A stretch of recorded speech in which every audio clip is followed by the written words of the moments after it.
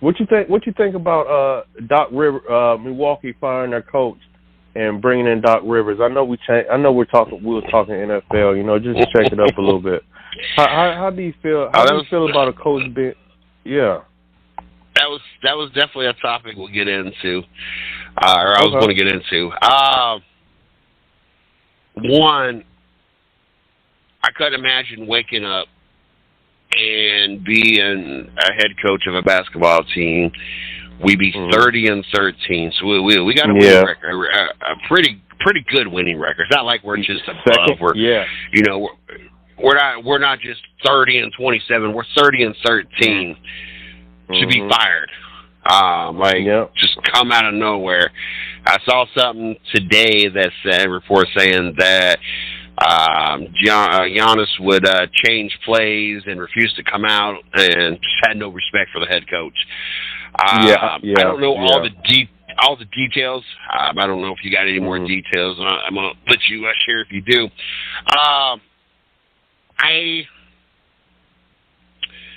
Without knowing a lot of details, and I'm hoping that maybe you'll shed some light, it just seems like Doc Rivers kind of patted somebody or buttered up to somebody and wanted an opportunity, and it was made happen because unless you know something I don't know, like I said, I've been busy, so I've not catch up with everything. You know, when you're 30-13 and you said, second in the East, like, why you canning the coach? So it was kind of unexpected. It just seems like it was kind of premeditated, and there's more to the story. Your thoughts on it? Is there anything that I'm missing? Is there a deeper reason why other than they feel it wasn't performing? I think, 30-13, being second in the East, first in offense, you get what I'm saying, and second in points per game. Mm-hmm. I think the locker room really the defense is horrible. They was fourth last year. They dropped down to, I believe, like 21st in overall defense. But they have a championship ready-made team. I think they got a couple spots on the roster that are filled just because of the players they got on the team, from the Lopez brothers to the Giannis brothers. You know what I mean? So obviously that probably plays a factor too. I think the overall in the locker room, the players, would you have a respect for a first year coach, and you got two dominant superstars. One superstar obviously don't like his head coach, and of course it's going to trickle down into the players on the team. Especially when it's players, the coaches. So I think that played a factor. But Doc Rivers got a lot on his shoulders now too, because from he was a consultant of the coach. Doc Rivers was kind of like leading him early on in the season, being around the team. So it's not like Doc Rivers haven't been in the building. You get what I'm saying? He was already around the team before he got on radio. So it does make it look kind of iffy. You fire the head coach, then you bringing in the consultant Doc Rivers. But Doc Rivers, he's a black head coach that won a championship 16 years ago. Behind Kevin Garnett, Paul Pierce, and Ray Allen. Really you know what I mean?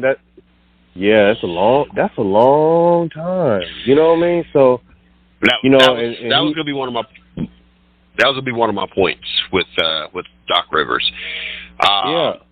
Is the fact that he had dominant teams. Exactly. Like, that was going to be, when we had this conference, that was going to be my whole, you won a championship with a team that went and got a big three and put it in. I hate that people try to say that, I feel that this has been a thing. It was just amplified when he did it, and then it just continued on. It's not the first time people, like Charles Barkley went to Houston. It's not Dry Klexer, Hakeem Olajuwon, and Charles Barkley. Yeah. So there was teams that had big. Yeah. There's teams that did the same thing. Boston just didn't win a championship, and so it became a thing after that. So it took you putting that team together to win a championship. You only won it once. You basically let one man destroy the rest of that whole thing, and that's LeBron James. Those Cleveland teams were not that good, and LeBron just kept ruining it for you. You go to the Clippers, and you have like at that point in time was one of the best teams in the NBA, and you couldn't do anything with it. I don't know if he went anywhere else or not. I can't remember, but at this point, other than that's right, and you still had a good team there, and you couldn't do nothing with it. So, what does Milwaukee think that you fired a 30-13 coach that had you second in the East. You're one of the best teams offensively. Yes, your defense sucks, but you knew that when you traded Drew Holiday away that you were really getting rid of your only defense. So that was to be expected when you did that as a franchise.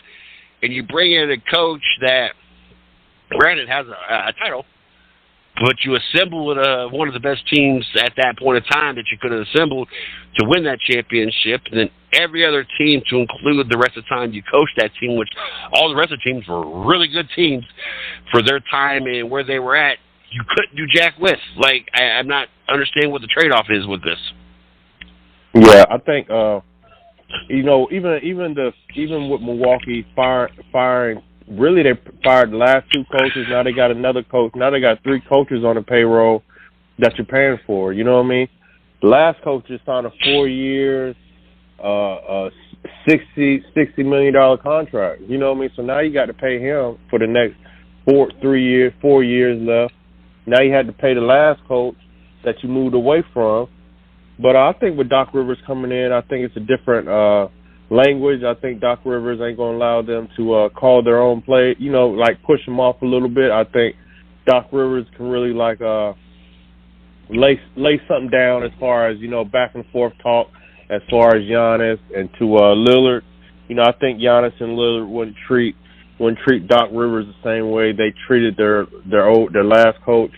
So it's a lot of pressure. I think it's more pressure on Doc Rivers and the management than the overall team now. You get what I'm saying? Just because the coach got to come in and win a championship to me.